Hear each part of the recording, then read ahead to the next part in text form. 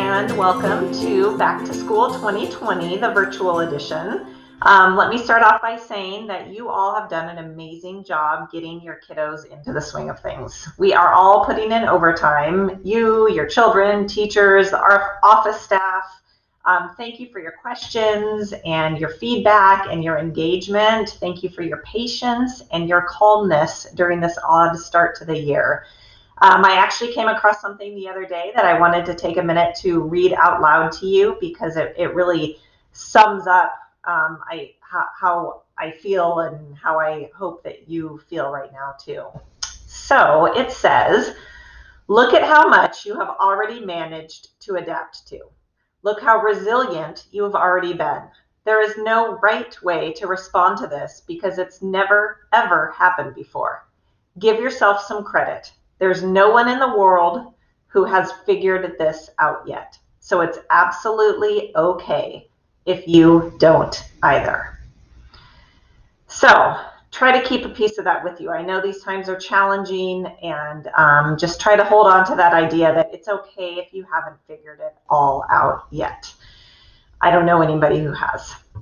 I can speak for all of our staff members when I say that we want nothing more than to be back safely with our students. It's wonderful that I can hop onto Google Meets on a daily basis and pop into classrooms, but it sure does not beat seeing the students in person. So thank you for tuning in to our virtual back to school. I have a couple of things that I want to share with you, and then I'll turn it over to your child's teacher.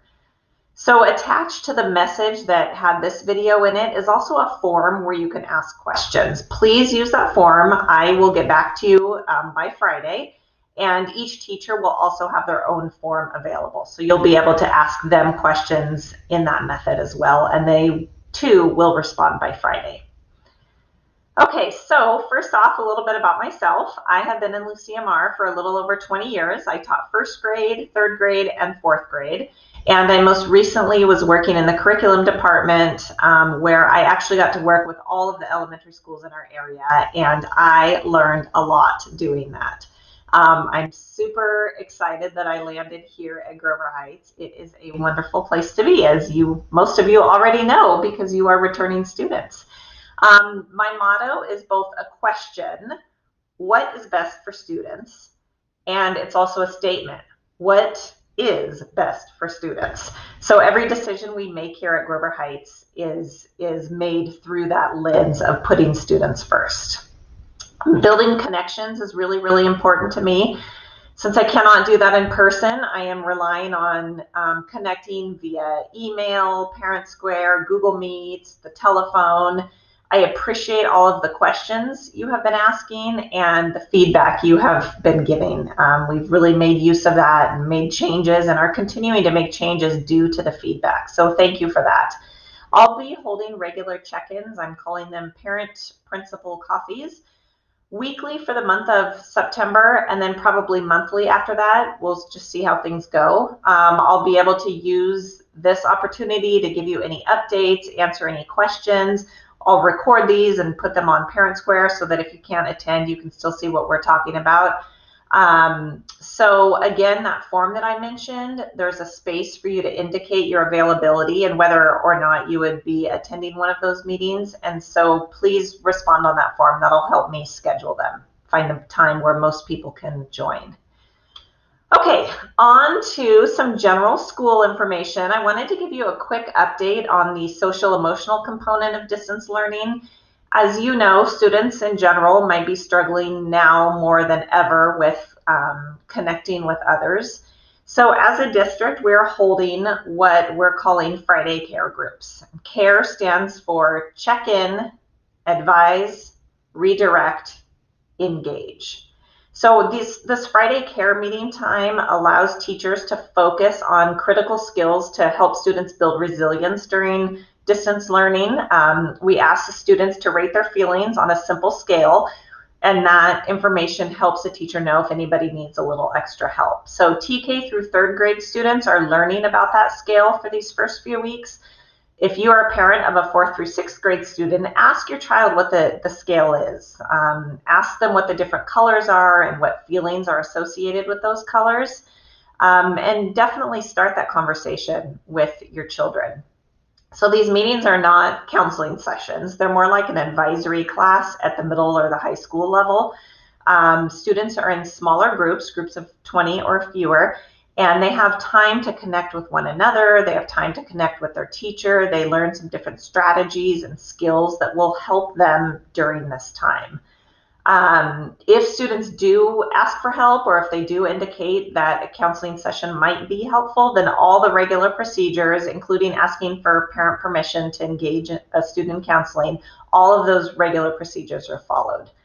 Our care meetings at Grover Heights are every Friday from either 9 to 9:30 or from 9:30 to 10. So if you're not sure which group your child is in, definitely reach out to their teacher.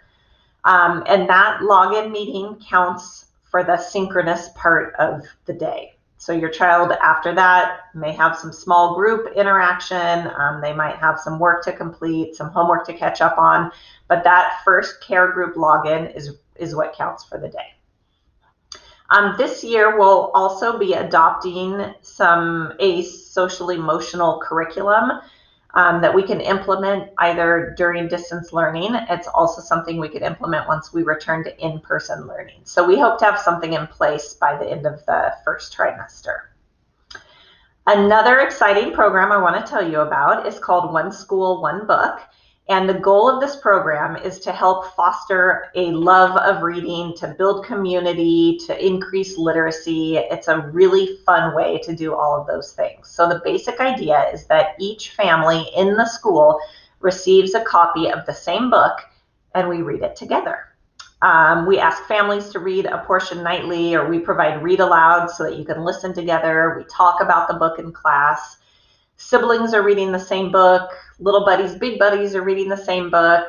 Staff members are all reading the same book. So as you can imagine, this can prompt some wonderful conversations about what everyone's reading, whether you're in kindergarten, 6th grade, anywhere in between, whether you're the adult involved.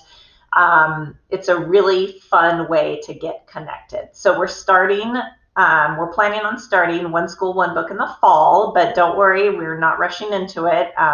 We know everyone needs some time to get settled. And speaking of reading, we are very excited that we will soon have the chance to let students check out books from our very own Grover Heights Library. And here's Miss Jackie to give you a sneak peek of what's to come. Hi, Grover Heights families. This is Mrs. Jackie in the library, and I'm just here to show you a little bit about accessing our library online. Here I am on the Grover Heights Elementary School website. If you hover over Academics here and then scroll down to Library Media Center and click on that, that will take you to our library page.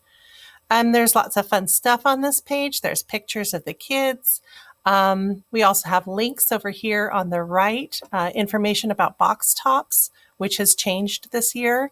Also read alouds here. This is picture books and chapter books that we've been recording and reading and recording online. So that's the link there. And there's also a link here that will send you to our Grover Heights Library collection. And there will be another video on that coming out soon with more information. So bye for now. You can go ahead and click on that link and check it out now. We will be sending out some more directions next week, but you are welcome to check out the link a little bit later on after all the videos. Okay, so I wanted to also let you know about our supply pickup plan.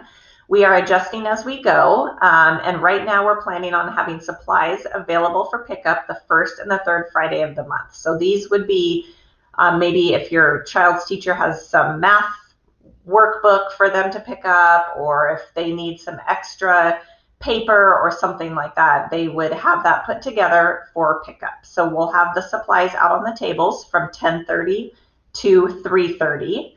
The first and the third Friday of the month, and your teacher will notify you if you have supplies to pick up. Not all classes will have things that they need to get picked up.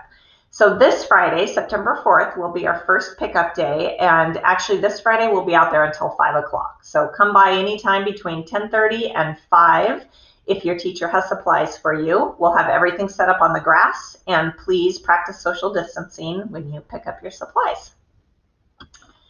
All right, moving along to attendance, and we are almost finished. Attendance continues to be just as important during distance learning. If your child is sick, please call the office and let us know. You can email a picture of the doctor's note if you have a doctor's note. If you are experiencing internet or power issues, then please let your child's teacher know right away. You can also let the office know because it might be something that we can help with. All right, one very last thing, please join our Grover Heights PTA. A video went out last week that talked about how to join and why you should join. So this is a great group of people committed to the students, and they have some vacancies on their board that they need to fill. So please consider, please definitely join as a member and consider joining, running for one of the board spots if you are interested. Okay, I am now going to turn everything over to your child's teacher. Thank you for checking in. Please make sure you fill out that form if you have any questions. If you need anything, please don't hesitate to contact us in the office. We are here to help and support however we can. So thank you so much. Have a wonderful rest of your time. Hi parents, welcome to our virtual back to school night. I know it's looking a little bit different than back to school night usually works, but we will be covering pretty much the same thing as I would in a normal back to school night. Our agenda for tonight will be what our daily schedules look like, what your child will be doing in first grade, how to manage their supplies, what will happen at Friday pickups, and how can you get into touch with me if you need me. Our daily schedule, we've kind of given that to you ahead of time, but if you need a little update on what that is, most of our morning is spent doing language arts, kind of broken up into a few different chunks. The afternoon will mostly be math subjects, and at the very end, we will be able to incorporate some social studies and science groups. Library time, we'll have Miss Jackie, our librarian, come in during our meetings on Wednesdays to read a story for us. On PE, we will have the live PE on Tuesdays from 1 o'clock or 1:40, sorry, to 2:30. There are optional PE days for about 30 minutes if you want a little extra movement on Mondays at 2:30 and Fridays at 11:30. And the kids will get to those links through their PE Google Classroom. No school days that I know are coming up on Monday, September 7th. So there will be no school expectation on that day. Friday schedule's a little bit different than Monday through Thursday. We have our care group where we're going to catch up. I let you know whether your child was going to be in care group A or care group B. So they're either at 9 or 9:30. From 10 to 2 o'clock during the rest of the day is a good catch-up time for you. If you have anything that you haven't finished during the week, we will put out some optional activities if you want something to do. And we might be touching base with some students individually if they need support for things that we've done during the week. Mostly, we might include some fun things to do, but nothing on Friday is required. There's no required work on Friday. It's just kind of a catch-up time. What will we be doing in first grade?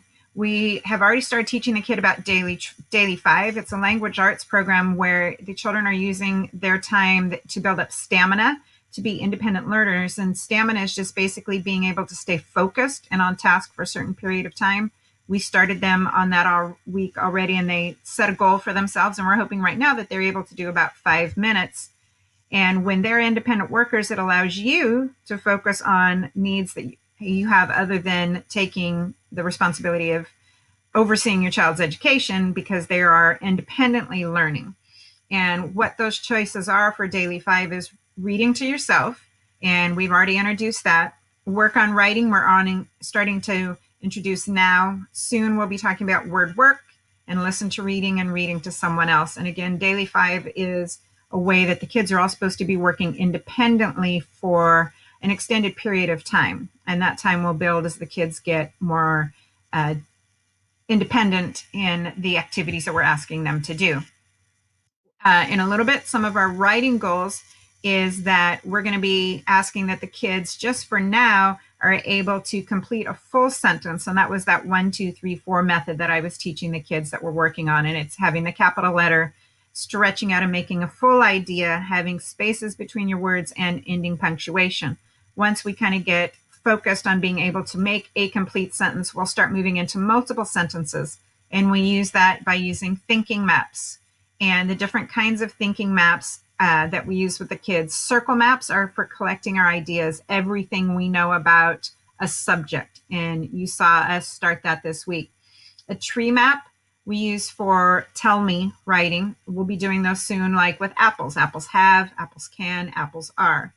A flow map is for narrative writing, telling us things that happen first, next, last. So it's really good for retelling a story or an event. And then the single side flow map we'll use more towards the spring, and it's for writing an opinion. Math will be starting soon. It's kind of a newer math than what we ever did. It will be using a lot of visual models that you'll see online that they will be manipulating, moving around, and working with in place of being able to have those in their hands. It's based on problem-solving skills.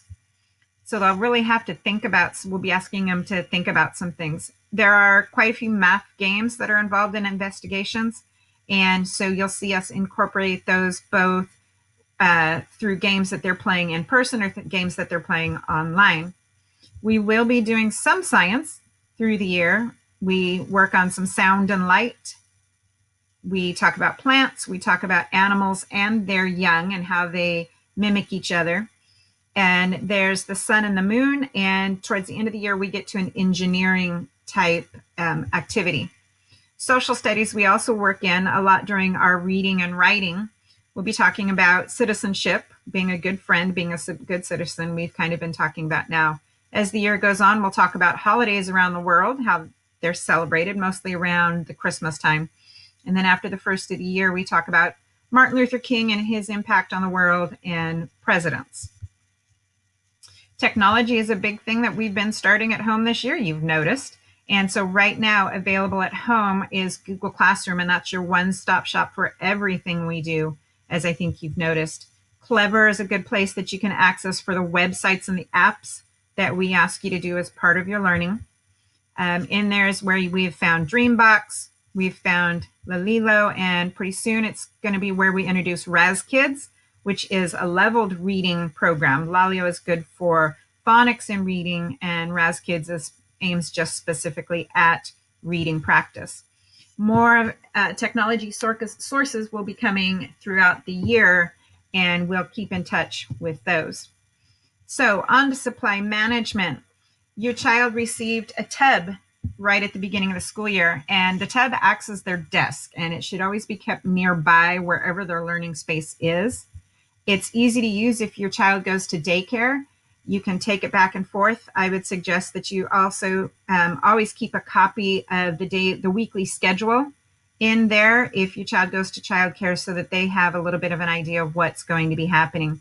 If you have to travel anywhere at any time, the tub is an easy way to just keep everything together and you grab it and go.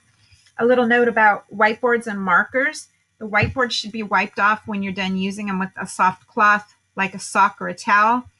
And a special note about the markers, they need to be make sure that they're closed tightly so that they don't dry out. And if the kids do too much scribbling or pressing really hard on the markers, it will ruin them quickly. So please take extra caution when using the whiteboards. Friday pickups. The first Friday of every month will be dedicated to a drive-through exchange. What I think is going to be happening is you're going to be able to drive through, get out, find your teacher's box, and put in what you're bringing back and pick up supplies that will be for the next couple of weeks. We're hoping on adding a pickup on the third Friday, and we'll get more information to you on that.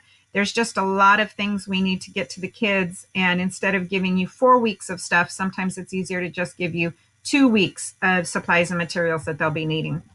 And as we get closer to the first Friday, we will give you some information about what we'd like you to collect and return so that you can put it in that white envelope that we placed in your tubby. So please mark Fridays on your calendars. The times will be announced, but we think more than likely, since the supplies will just be put out by grade level, we're thinking that it's probably an all-day at your convenience event. Now, finally, how do you get in touch with me? Remember, you can email me at elaine.bozanich@lmusd. That's the same type of format that you can address any teacher, any person in the district. It's always first name dot last name at LMUSD. So please reach out to anyone through email if you have a question or need information. Communication through Parent Square is a great way for the whole school to have updates. You can, you'll see that you get announcements from Grover Heights, and you also get information from our classroom about things that you need to know. So that is everything we need to kind of know to get us through first grade. If you have any questions, we will be giving you some information that you can send questions to me, and I will videotape that information and get the answers to those questions. So thank you very much, and I hope we'll talk soon.